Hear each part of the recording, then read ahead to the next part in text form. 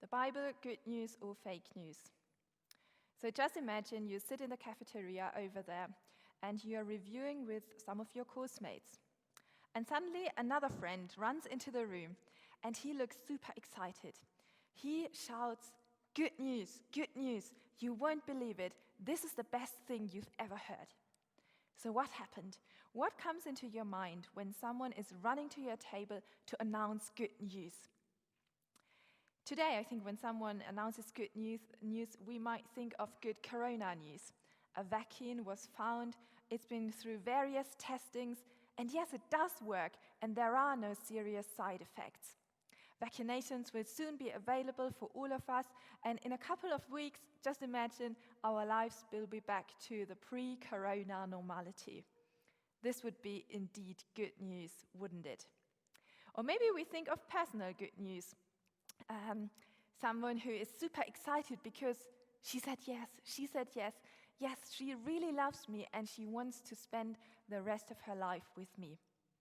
Maybe you think of good news because you were accepted to a master's program that you were so much hoping to get into.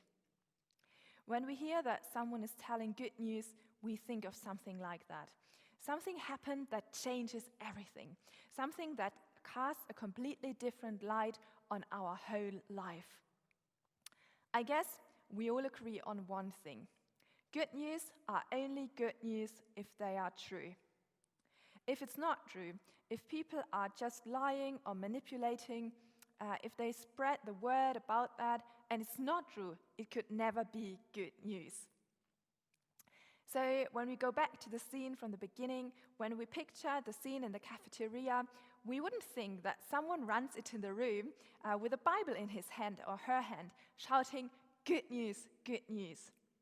I mean, the Bible, why should a story that is 2,000 years old, why should that be good news? Isn't it just boring, outdated, and really irrelevant?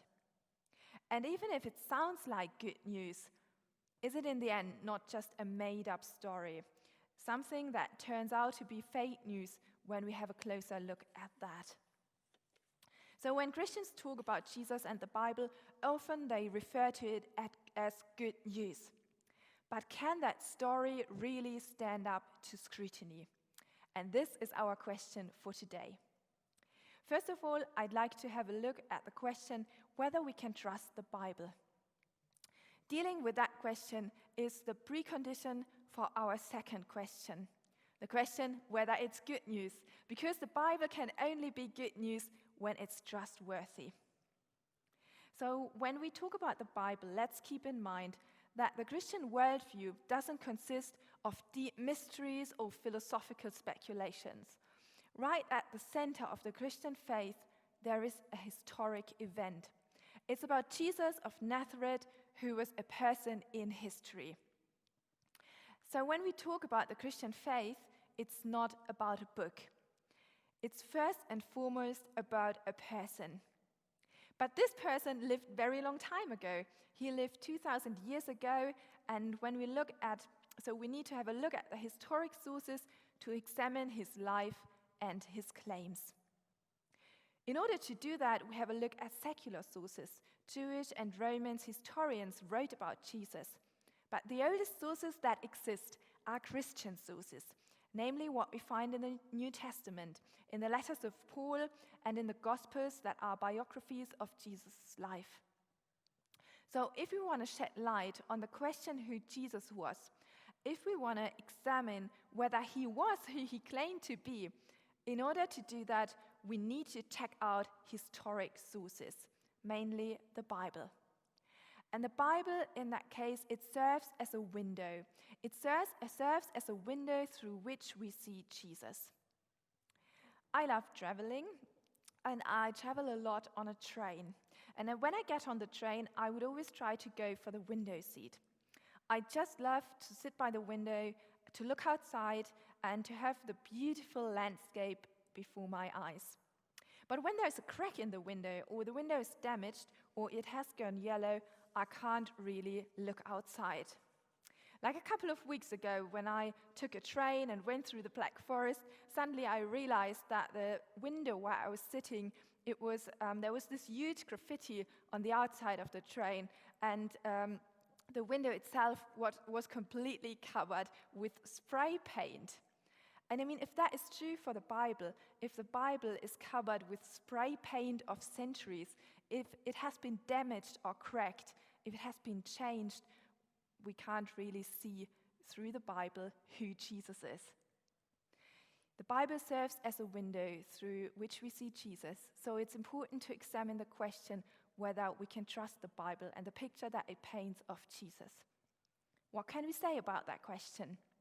We don't have the originals of the biblical texts, as we don't have originals from any other text of antiquity.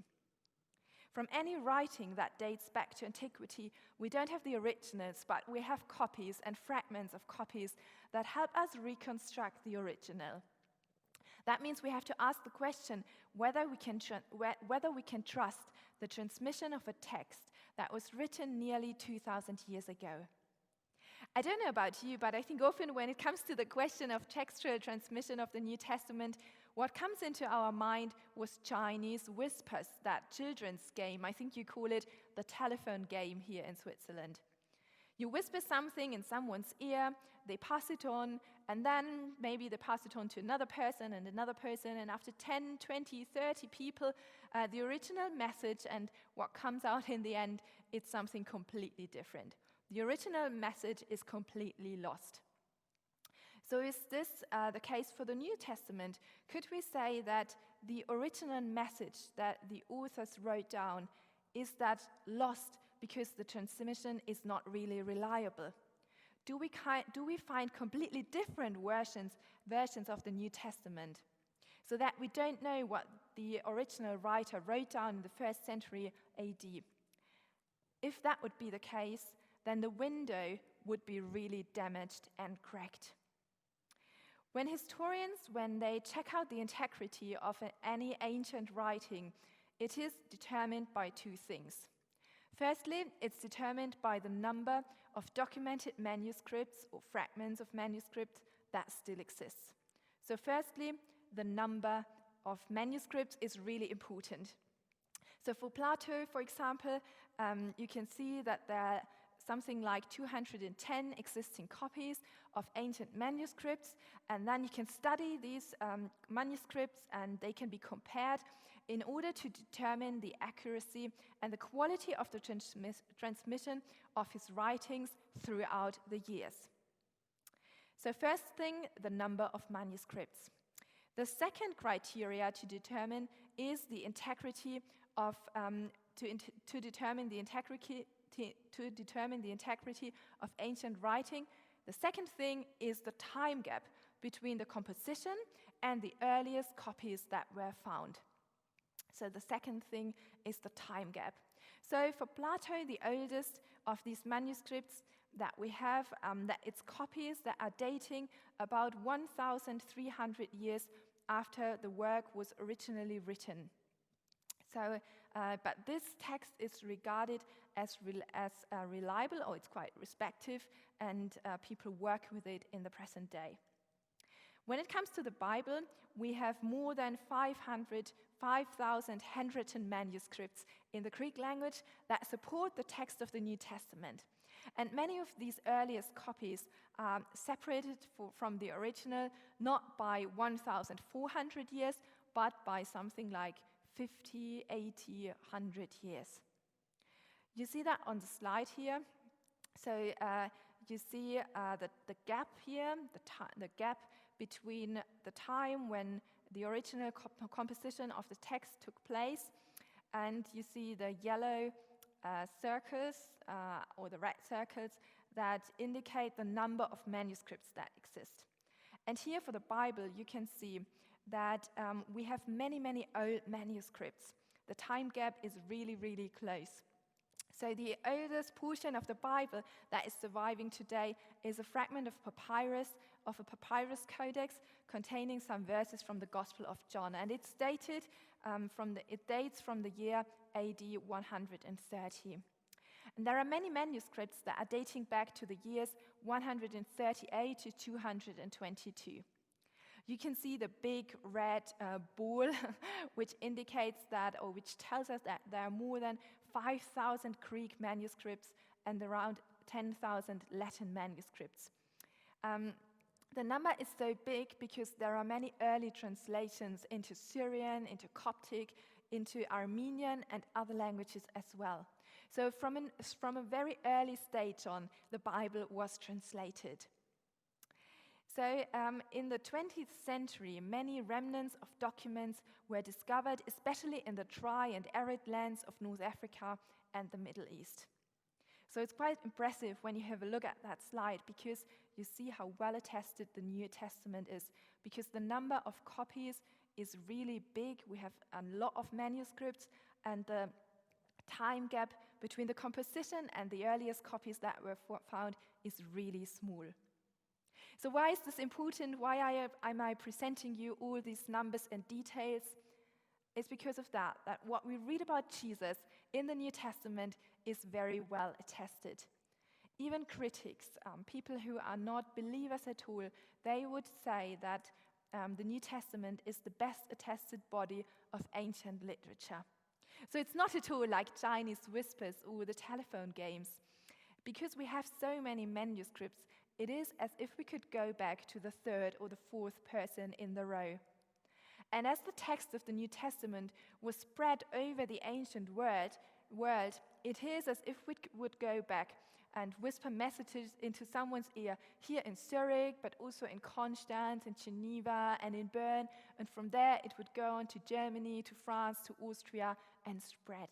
We have so many translations, and we can compare the different copies. Yes, there are variations in the text that we find. There are textual variations in the different manuscripts, but mainly they are about spelling and grammar. There are no contradictions in terms of the content, and if there are different versions, you can compare them. The textual variants, they're not hidden at all, but they are discussed very openly. But even if the text is perfectly attested, the stories about Jesus, they could still be fake news, couldn't they? The accounts of Jesus' life, they're all based on the testimony of his friends and followers. So what the eyewitnesses saw and heard, these are the things that were passed on. And it was written down by either them or by their friends or contemporaries. So the next question we have to ask is this: can we really trust the eyewitnesses? Can we trust their reports? Or did they maybe willingly or unwillingly manipulate? Did they in the end write down fabricated stories or lies? If I would write down the story of the life of my friend Leah, and if I would claim that Leah forgave sins, that she healed the sick, and that she rose from the dead, and that in her we meet the God of the universe, I'm sure no one of you would take me seriously, and I hope you wouldn't. So why should we trust the eyewitnesses with the massive claims they make?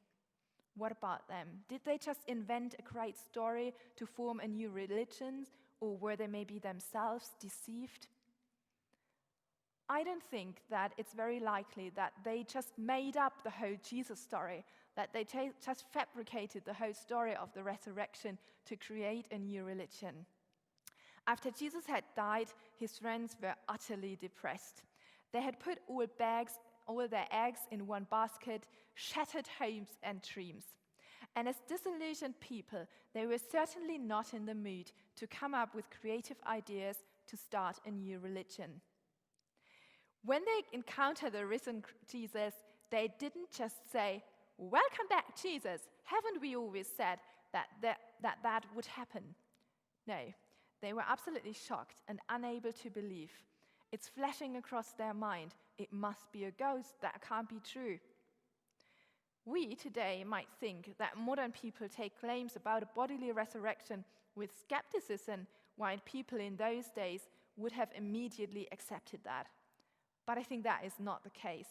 People in those days, they did know very well that dead people do not rise from the dead. They knew that it would contradict the laws of science. But it's also the case that what they experienced didn't really fit into their worldview. It wasn't something that was very much hoped by them or something they really desired. For the Jews, the thought that there's a bodily resurrection, it's something they knew well. But according to them, the bodily resurrection would take place at the end of time. Then God would renew the earth and the righteous people would resurrect. But the idea that one individual was resurrected in the middle of history, that was completely unthinkable to them. So a Jewish reaction to the resurrection would have been, sorry, guys, it's not the end of history yet. For the Greeks, the resurrection was even undesirable. Salvation, it was seen as the liberation from the body, and no soul that got free from his body would have ever wanted back. So I'm sure in those days, people found the resurrection just as inconceivable as we do. The only way they embraced the resurrection was by letting the evidence challenge and change their view of what was possible. Another quite important fact is the role of women in the story. If the disciples had been sitting together in a room, creatively thinking about a new religion, they would have certainly not come up with the idea that women should be the first witnesses to encounter the risen Christ. That would have been a very bad idea. I'm very thankful that this has changed, but in the first century, in Jewish culture, women were not considered to be competent witnesses. Their witness in court didn't count. So anyone who would invent a resurrection story would never have thought of mentioning women as witnesses. I think this is only included because it's both. It's true and it's easy to verify. I think there are firm intellectual reasons why we can trust the reports of the eyewitnesses and why it's true that Jesus is the one he claimed to be.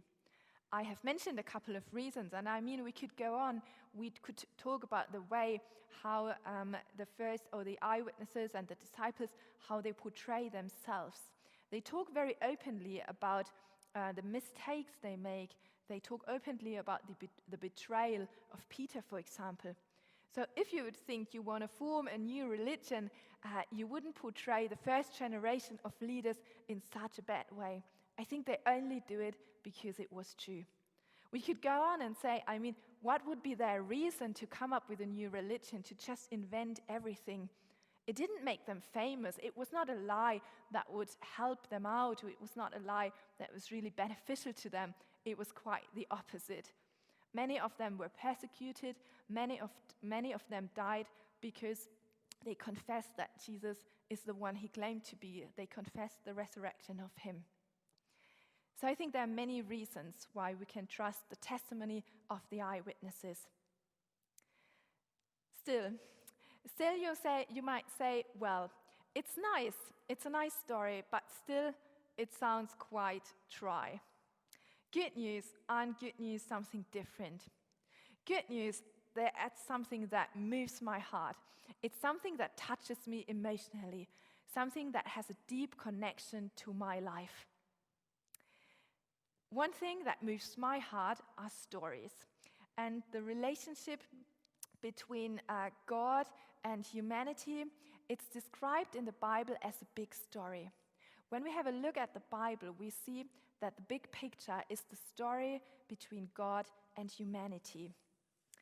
And with the coming of Jesus, this big story is reaching its climax. The climax of this story is God entering this world because he loves us so much. And this is a story that really touches my heart. There's a beautiful illustration that drives that point home. And it's the connection that an author has to his or her story. When I enjoy great stories, I usually don't think much about the author. But one thing is really interesting, and this is the deep connection that storytellers feel with their stories. Some authors, they express that by writing their stories in the first-person narrative. Others actually write themselves into their stories as characters. Maybe some of you remember Alfred Hitchcock, who makes funny, surprising appearances in his movies. We can also observe that in literature, for example, in the story of Dorothy Sayers. Dorothy Sayers is a British author who lived in the first half of the 20th century, and she is famous for her crime detectives, especially for the detective mysteries that her main character, that Lord Peter Wimsey, solves. There's a whole series of Peter Wimsey stories. Peter Wimsey, the British aristocrat who solves all kinds of crimes. And about halfway through the Peter Wimsey stories, a woman shows up. Her name is Harriet Vane. She's a writer of mystery novels. And Harriet Vane is also one of the first women to go through Oxford. And she and Peter, they fall in love. Peter is kind of that difficult, unhappy character, but then Harriet Vane comes into his life, and in a way, she heals him. It's really interesting because Dorothy Sayers, she was one of the first women to go through Oxford, and of course, she was a writer of mystery novels. What basically happened was this. Dorothy Sayers, she looked at her character, Lord Peter Wimsey, and she saw that he needed someone to help him out. He was eccentric and unhappy, so she needed something to go into his life and fill out his life. So who did she put into the story? The detective novelist, the woman, one of the first women who went through Oxford. Who was that? Yeah, you're absolutely right. She put herself in there. She put herself into the story.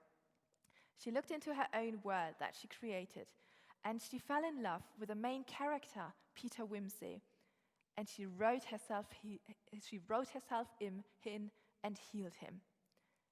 I mean, isn't that nice? How sweet is that?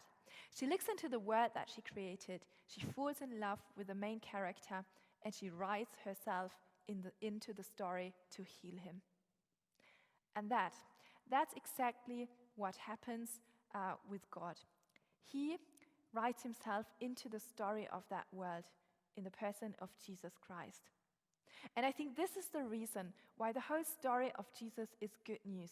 Because in Jesus, God writes himself into the story of this world. God created the world, but the world we live in is a messed up and broken world.